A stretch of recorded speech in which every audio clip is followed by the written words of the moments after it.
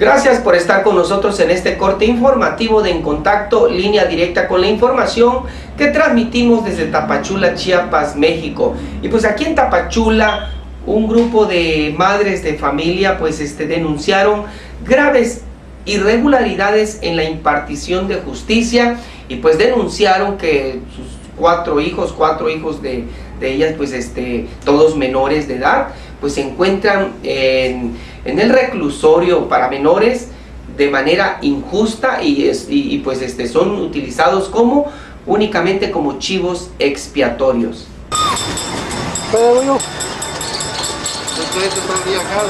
Es porque hay mucha irregularidad y los que acusan a mi hijo pues es injustamente. ¿Irregularidad dónde? En el penal de menores. ¿Quién está ocasionando esta irregularidad? Pues las personas estas que están acusando a mi hijo, porque realmente hasta amenazas he recibido de que si mi hijo sale me lo van a matar. A ver, explíquenos brevemente qué es el problema, a qué se debe, qué pasó. Pues esta señorita dice que a las 2 de la mañana la violaron y que mi hijo la violó. ¿Cómo se llama su hijo? Luis Fernando Rodríguez Carlos.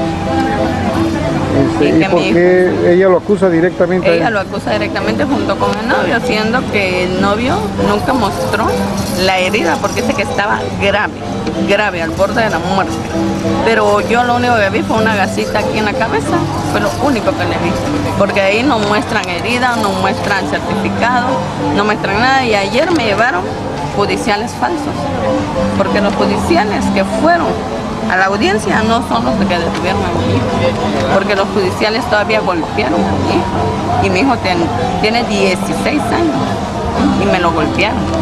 Y aquí aparece un tal Humberto Domínguez y un tal Marco Antonio Hernández Cordero, y ellos no son los que detuvieron a mi hijo, porque mi hijo me los mostró.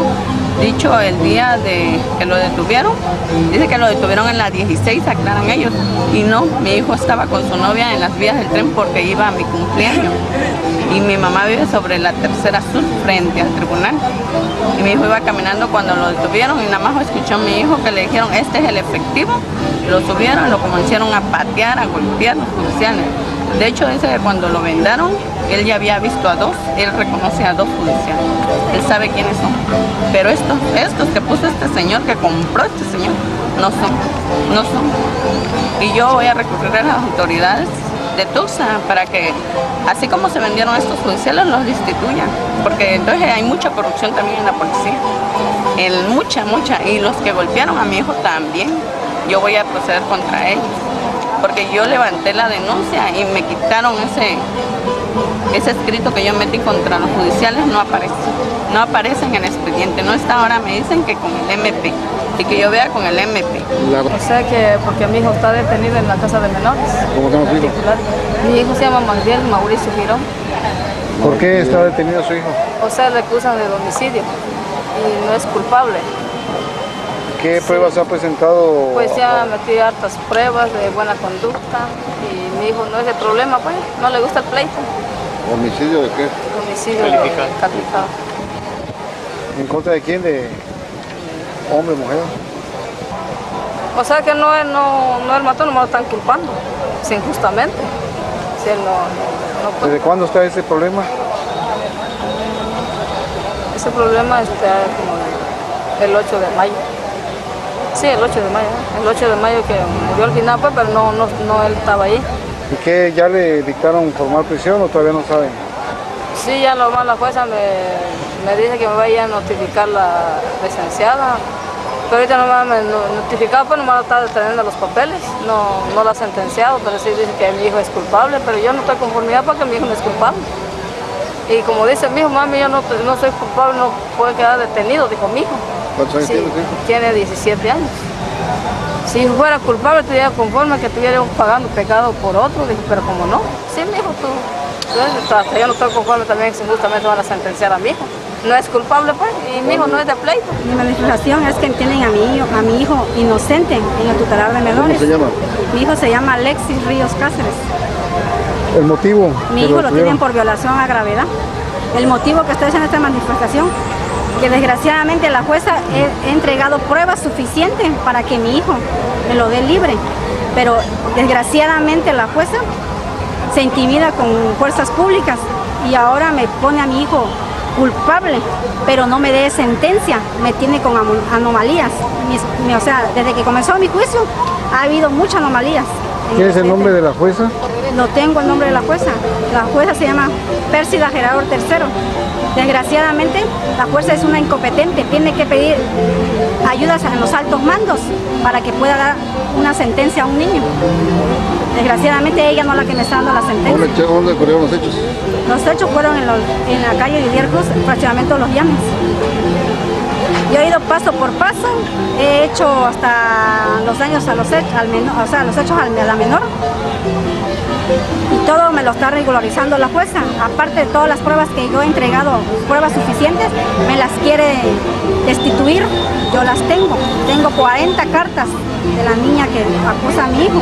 Tengo 6 testigos que la niña ni un testigo ha llevado en su parte afectada. Tengo aparte testigo de la directora de mi hijo, porque mi niño estudia en la telesecundaria, 3er año, y de ahí comenzó el proceso. Mi hijo lo agarraron uniformado, lo golpearon unos policiales, pagado tal vez por la tía de la niña, porque la niña es la que está haciendo todas esas anomalías para que mi hijo quede adentro. La tía de la niña se llama María Ruelas de la Cruz. El día 28 de octubre detuvieron a mi hijo. Lo detuvieron cuando venía de la casa. Desgraciadamente mi hijo tiene casa, tiene papás, y lo detuvieron en una calle, mi hijo no andaba huyendo. Y ahí lo subieron en una camioneta y lo golpearon. Y ahí anduve como loca buscando a mi hijo. Su hija, su tía de la niña, que se llama María Luisa Ruelas de la Cruz, me llegó a gritar y a decirme: Karina, mira dónde está tu hijo, porque lo detuvieron. Pues de que se le haga justicia a mi hijo, porque ahí me lo tienen nada más por un delito que él no cometió. ¿Cómo se llama su hijo? Lo acusaron por extorsión. ¿Cómo se llama su hijo? Alexander Barrios Francisco. ¿Desde cuándo está esta acusación o de cuándo lo agarraron el 23 de noviembre y lo acusaron de extorsión, que pedía 5,000 pesos, dice, pero la verdad pues nunca le dieron el dinero y ya lo agarraron y luego lo mandaron para allá. ¿Cuántos años tiene? 17. Y luego le dieron sentencia, me lo pasaron para donde están los sentenciados y allá me lo golpearon. ¿En el 3? No. El que está delante de Obregón, el reclusorio de menores. ¿Menores? Sí, y después yo hablé con el alcalde que por qué me lo hubiera pasado para allá con los sentenciados, y luego me dijo que porque era una orden, pero más nunca me dijeron orden de quién. Entonces me lo regresaron otra vez donde todavía están los que no están sentenciados, y pues dicen que no hay, unos dicen que no hay delito que perseguir, pero no sé por qué no me lo dan. Dice un abogado que no se puede hacer nada, que la verdad lo que le exigimos. ¿Qué pruebas han aportado en su contra y qué pruebas ha aportado usted a su favor? Pues como yo no metí abogado, pues era la defensora de ahí defensora social, es la que estaba llevando el caso.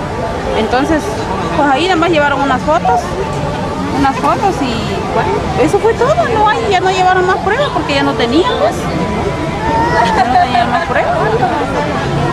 ¿De cuánto estaban hablando? ¿5,000 pesos? 5,000 pesos. La extorsión.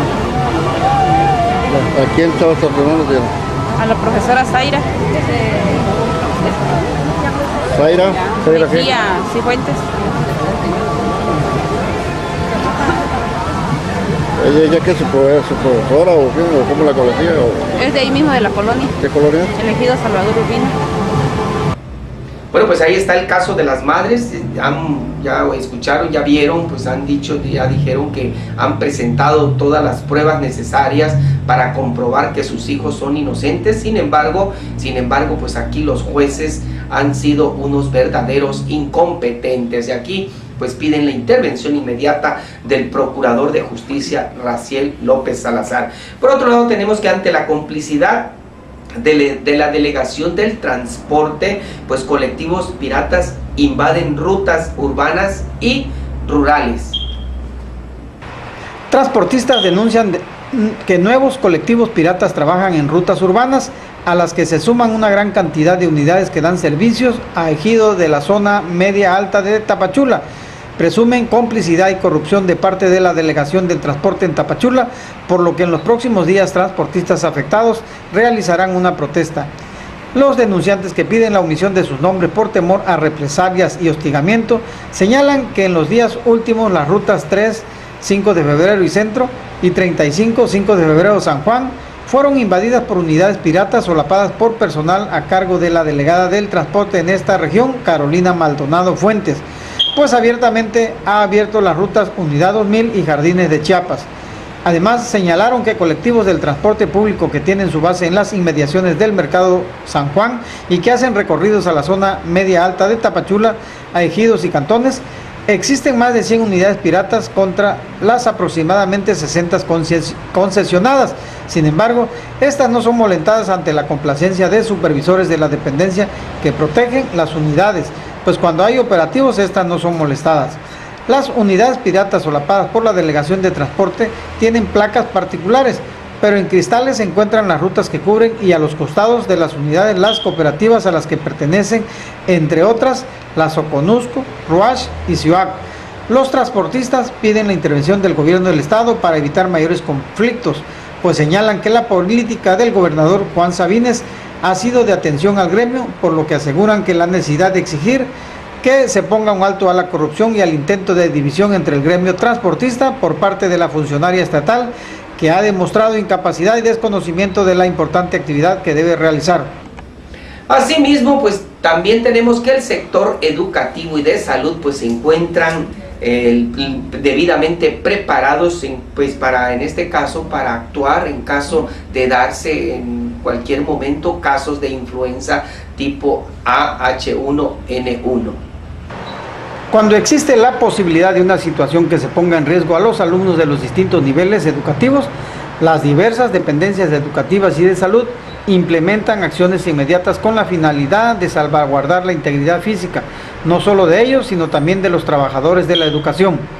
Después de señalar lo anterior, el titular de la Secretaría de Educación Federalizada en esta región, Jorge Rolando Flores Archila, expresó que todas las dependencias educativas y de salud están debidamente preparadas para actuar en forma inmediata si se llegara a registrar casos de influencia tipo AH1N1. Precisó que tanto los jefes del sector como supervisores y directores de escuelas están debidamente informados que si en dado caso se da un anuncio oficial para instalar los filtros en las entradas de las instituciones, se deberá cumplir con la disposición en forma inmediata. Expresó que afortunadamente se ha logrado conformar una cultura preventiva entre la población en general, donde existe comunicación con las diversas autoridades. Puntualizó que los lugares fríos es donde más pueden ser afectados por una situación de esas, aun cuando confirmó que se están tomando todas las medidas necesarias para evitar cualquier problema mayor. Respecto, en su momento se realizó un recorrido por diversas escuelas del municipio de Mapastepec, donde fue el epicentro del pasado sismo de 6.8 que se registró el pasado sábado, donde afortunadamente se comprobó que existe una cultura preventiva. Con esto nos vamos. Muchas gracias por haber estado con nosotros en este corte informativo de En Contacto, línea directa con la información. Muchas gracias y hasta la próxima.